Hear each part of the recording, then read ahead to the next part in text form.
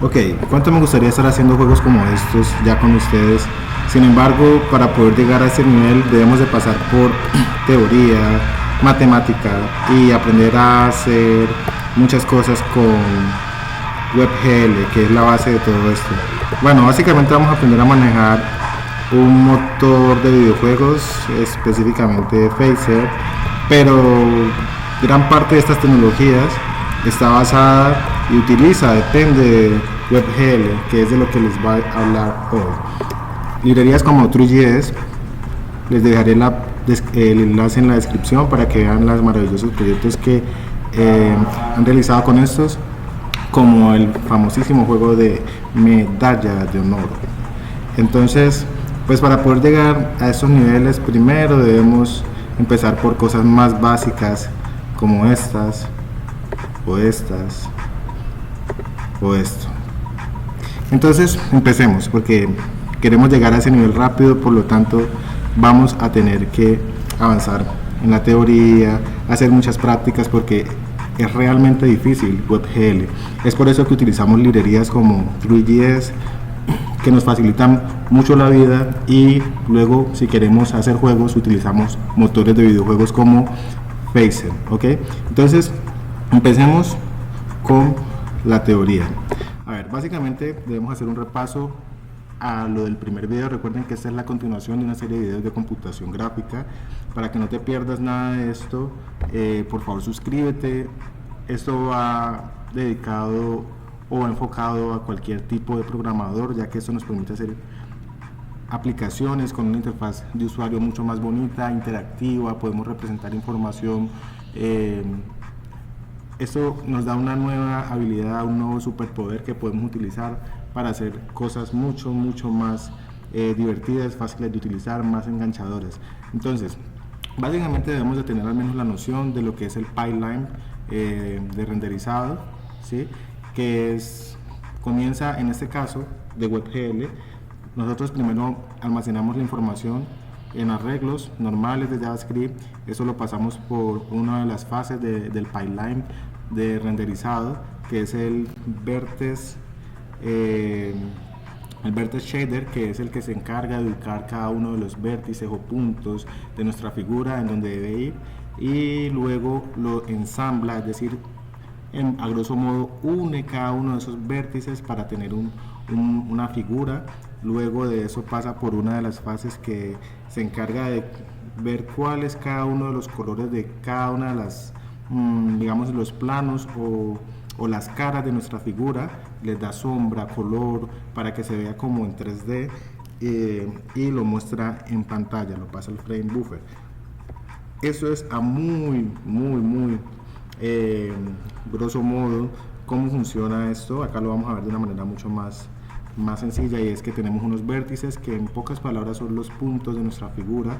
Pasa por la fase que les comentaba ahorita, que es el vertex shader, que se encarga de ubicar cada uno, de dónde va cada uno de esos puntos. Luego los ensambla o los une. Luego en la rasterización creamos cada una de las tapas o planos de nuestra figura, y pasa por otra fase que se llama el pixel shader, que es darle a cada una de esas tapas su respectivo color. Por pixel debemos darle un color diferente, y esto lo puede hacer la CPU. De hecho, tenemos, ahorita que veamos el mapa conceptual, eso lo puede hacer la CPU, pero la GPU, es decir, la tarjeta gráfica, está diseñada especialmente para hacer estos cálculos de una manera mucho más eficiente. Entonces esto es lo que nos da WebGL, nos da el poder de utilizar la capacidad de la tarjeta gráfica a través de JavaScript, a través de nuestro navegador. Esa es la importancia de aprender WebGL. Si vemos un momento, vamos a ver que tenemos una serie de ventajas. Por ejemplo, nuestro navegador va a ser capaz él solito de hacer todo esto. No tenemos necesidad de que nuestro cliente instale nuevos plugins, nuevos complementos para que haga uso de la tarjeta gráfica. Utilizamos el lenguaje JavaScript. Sabemos que es un lenguaje fácil de utilizar, está en todas partes, y pues podemos hacer cosas impresionantes de verdad con este lenguaje. y ahorita más que podemos utilizar el poder de la tarjeta gráfica. No necesitamos compilar, automáticamente se encarga de la gestión de memoria. Entonces es por eso que debemos aprender WebGL. Entonces, ¿pero qué es WebGL? Eso básicamente lo dijimos en el primer video. Es un nuevo estándar, ¿cierto?, para hacer 3D en la web. Sabemos que pasamos por Java, ¿cierto?, con sus apples o applets, y pasamos por Flash, así que hemos pasado por varias tecnologías y actualmente utilizamos WebGL es el estándar, ¿sí?, para hacer gráficos en 3D, 2D, interactivos, juegos, páginas hermosas. Entonces eso es lo que les decía ahorita. Tenemos dos tipos de hacer renderizado, que el renderizado es el proceso de generar una imagen, ¿cierto?, a partir de un modelo. Esos modelos normalmente, la información de esos modelos normalmente los almacenamos en arrays cuando hablamos de JavaScript. Luego pasan a algo que se llama los buffers, que son literalmente espacios en la memoria de la tarjeta gráfica que almacenan esta información de los modelos para luego hacer el renderizado. La GPU es más eficiente renderizando que la CPU. ¿Listo? Cuando utilizamos JavaScript solito podemos hacer renderizado, pero utilizando la CPU. Cuando utilizamos la tecnología que se llama OpenGLSL, ¿cierto?, vamos a utilizar la capacidad de la tarjeta gráfica. ¿Cómo hacemos eso? Pues vamos a tener que crear unos programas que se llaman shaders dentro de nuestro propio código JavaScript. ¿Listo? Estos shaders usan, como les decía ahorita, utilizan el poder de la GPU y utilizan un lenguaje que no tiene que ver con JavaScript, que es el mismo lenguaje que utilizamos para crear aplicaciones gráficas para sistemas embebidos. Entonces es como ganar dos cosas aprendiendo solo una. Vamos a poder hacer aplicaciones gráficas. En este curso lo enfocamos a la web, pero con este conocimiento fácilmente te introduces a hacer aplicaciones gráficas para otros dispositivos, incluso sistemas embebidos. Entonces tenemos dos tipos de programas, los vertex shaders y los fragment shaders, que cada uno tiene una respectiva función. Primero se ejecuta el vertex shader y le pasa al fragment shader información a través de un tipo de variable, porque es que, a ver, como esto es un lenguaje de programación aparte, tiene sus propios tipos de variables entonces para almacenar o manejar la información, los datos. Los shaders programs utilizan tres tipos de variables: los atributos, los uniformes y los variables o las variables. El shader, ¿cierto?, el fragment shader, que es uno de los tipos del programa. Básicamente el fragment shader se encarga de darle color a píxel por píxel de nuestra figura, ¿cierto? Y el vertex shader se encarga de ubicar dónde debe ir exactamente cada uno de los puntos, cada uno de los vértices de nuestra figura. Entonces esto es lo que tenemos por aquí. Teoría, cada uno se encarga de una función diferente. Lo que les comentaba, pueden pausar el video, ir leyendo más lentamente, pero quiero avanzar porque quiero mostrarles algo de código. El código habla por sí solo y es más fácil de entendernos hablando JavaScript. Entonces tenemos varios conceptos. Por ejemplo, una escena virtual se describe por otros conceptos muy importantes que debemos aprender, ¿cierto? Por ejemplo, la geometría, el viewport o el punto de vista, lo que son las texturas, las luces, las sombras. Todo esto hace que podamos engañar a la vista y veamos figuras en 3D, cuando en realidad es una pantalla. Solo maneja dos dimensiones, ancho y alto. Pero para lograr ver o simular el 3D pasa todo este proceso del renderizado que les describí ahorita a grosso modo, y juegan con las luces y con las sombras, y podemos no sé, engañar el cerebro y creer que son objetos en 3D. ¿Listo? Entonces esto es a grosso modo. Vamos a ver si me salté alguna parte importante por acá. ¿Listo? Eso ya hemos visto el por qué, el qué, y estamos introduciéndonos al cómo, que es lo más, en donde más hay información. Entonces básicamente nosotros tenemos tres ejes: el X, el Y y el Z. En el ejemplo anterior del primer video veíamos que utilizábamos Canvas. Ese contexto es totalmente diferente a este de WebGL. Utilizan funciones diferentes, aunque tienen en común que utilizan la etiqueta Canvas que trajo consigo HTML5. Acá no tenemos 2 coordenadas, sino que tenemos 3 coordenadas, y los límites no están dados por la cantidad de píxeles de nuestro Canvas, sino que todo está en el punto -1, -1, y el punto 1,1,1, tanto en el alto como en el ancho como en la profundidad. ¿Listo? Eso tiene una serie de ventajas que nos vamos a dar cuenta cuando avancemos. Otros conceptos muy importantes, lo que son los vértices, que ya hablamos de esos. Los vértices conforman polígonos y con los polígonos conformamos los mesh, que son como figuras que están compuestas por rejillas o por polígonos. Esas caras, cada una de sus caras es un polígono, y básicamente así dibujamos absolutamente todo. WebGL brinda en su documentación, ellos dicen que brindan otras formas de dibujar, pero que nosotros los programadores siempre usamos esta es como el estándar de dibujar las cosas. ¿Listo? Entonces, todo comienza con guardar la información o definirla en geometría utilizando JavaScript. Guardamos los índices, que es la ubicación de cada uno de los vértices, guardamos la información de los vértices. El frame buffer, que guarda información como información de la escena, como por ejemplo el ancho de la escena, el alto de la escena, el color de la superficie, entre otras cosas. Y el drawing buffer, que es básicamente ya lo que vamos a mostrar en pantalla ya después de pasar de todo el proceso de renderizado. Entonces miren que todo lo que pasa para uno poder ver algo gráfico es un proceso bastante largo, solamente que se hace a velocidades sorprendentes. Tenemos varios métodos, entonces todo empieza con obtener el canvas, como en la última, en el ejemplo que vimos, tenemos la etiqueta canvas, obtenemos una referencia de ese canvas y empezamos a utilizar diferentes métodos. Por ejemplo, tenemos que definir la geometría. La geometría es decir cuáles son los vértices que conforman cada uno de nuestro modelo. Utilizamos métodos como create buffer, buffer data, bind buffer, porque cada uno de estos arreglos tenemos que enlazarlos a un buffer para que la información que está en JavaScript, ¿cierto? Esa información es almacenada en la memoria RAM y es procesada por la CPU, pero tenemos que almacenarla directamente a través de los buffers en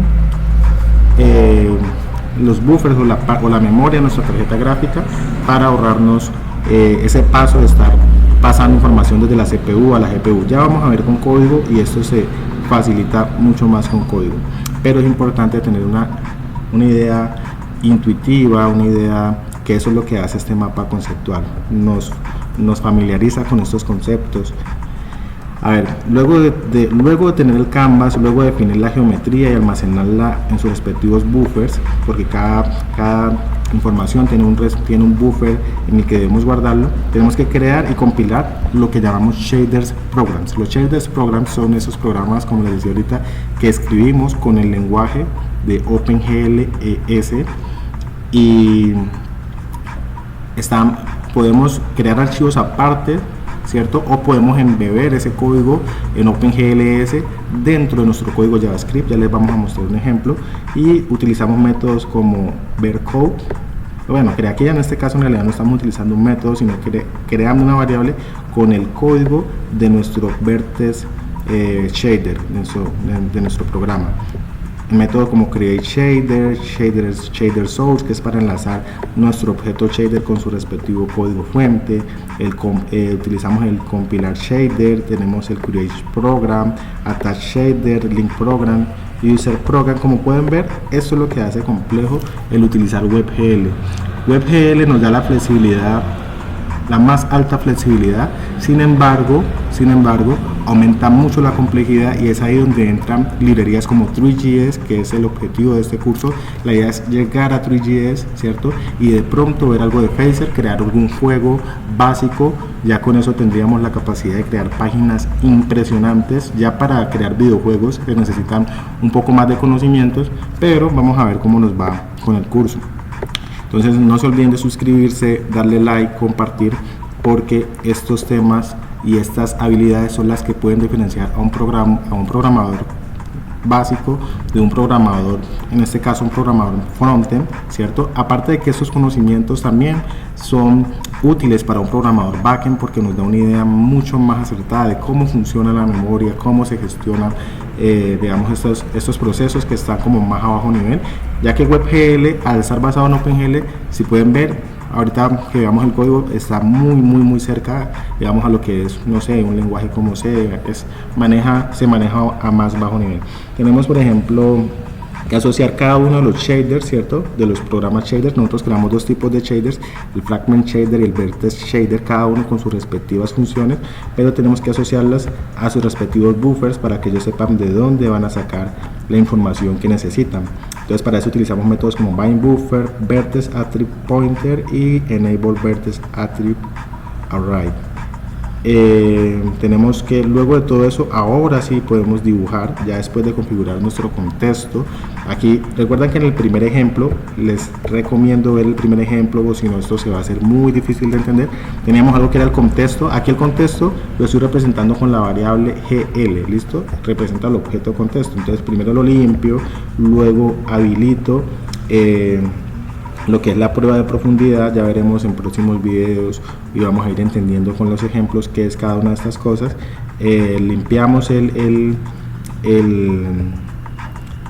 canvas, definimos cuál va a ser el área en el que vamos a ver los gráficos, porque no es lo mismo el tamaño de la etiqueta canvas al tamaño donde vamos a ir renderizando nuestros gráficos en 2D o en 3D. Normalmente utilizamos WebGL para 3D y el canvas, el estándar que vimos en el primer video, para hacer 2D porque es mucho más simple.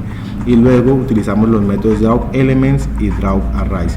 Básicamente esto es lo que hay que saber para poder comenzar a crear con WebGL. Evidentemente vamos a tener que hacer muchos ejemplos como para poder crear cosas mucho más complejas, ¿listo?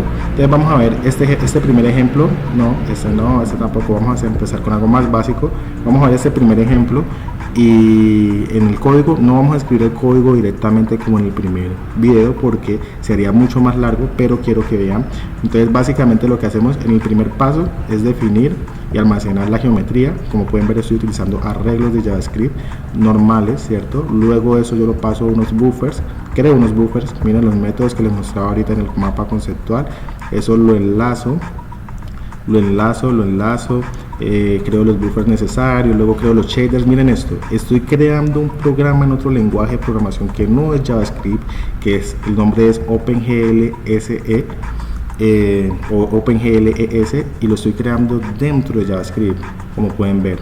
Entonces miren todo lo que vamos a tener que hacer: compilar los shaders, asociar el shader primero creamos un objeto shader, fragment shader en este caso, así como acá creamos un vertex shader, todo lo que les estaba explicando ahorita. Luego le asociamos el código fuente a ese objeto, luego lo compilamos, y eso mismo hacemos con el shader source, el vertex, el programa del shader, y luego lo enlazamos con el respectivo programa, los dos. Luego los enlazamos por acá también, usamos el programa, le decimos a GL que va a utilizar ese programa, y eso es básicamente lo que estamos aquí. Eso lo vamos a ir viendo poco a poco, pero quiero que vean el código. Les recomiendo ir pausando el video, leer los comentarios. Por acá ya hacemos la parte de dibujar, ¿cierto? Y es simplemente esto de aquí no es necesario, solo quería que se ajustara al tamaño de la pantalla, pero lo que está aquí sí es necesario, ¿sí? Utilizamos el método draw elements, o también habríamos podido utilizar el de draw arrays, que es lo que les mostraba en el mapa conceptual. Entonces básicamente esto es lo que hay detrás de cosas tan impresionantes como esta página, que es muy interactiva, ¿sí? Evidentemente ellos ya utilizan librerías, pero esas librerías se basan en WebGL, y entender esas cosas es lo que hace que uno realmente domine estas librerías e incluso las pueda modificar y aportar a estas librerías, porque pues no basta simplemente con saberlas utilizar. Al menos hay que tener una noción acertada de lo que está pasando detrás de todo esto, y aprender WebGL, al menos esta parte que hemos visto hasta ahorita, nos da esa capacidad. Ya en el próximo video vamos a ir entrándonos a Three.js. Creo que no le vamos a dedicar más tiempo o profundizar más directamente en WebGL, sino que creo que ya es hora de que vamos tocando un poquito de Three.js y simultáneamente vamos definiendo otros conceptos muy importantes de WebGL. Entonces esto es lo que les he traído para hoy. Por favor no olviden suscribirse, darle like, comentar, porque esto ayuda a generar más contenido como este. Nos vemos en próximos videos.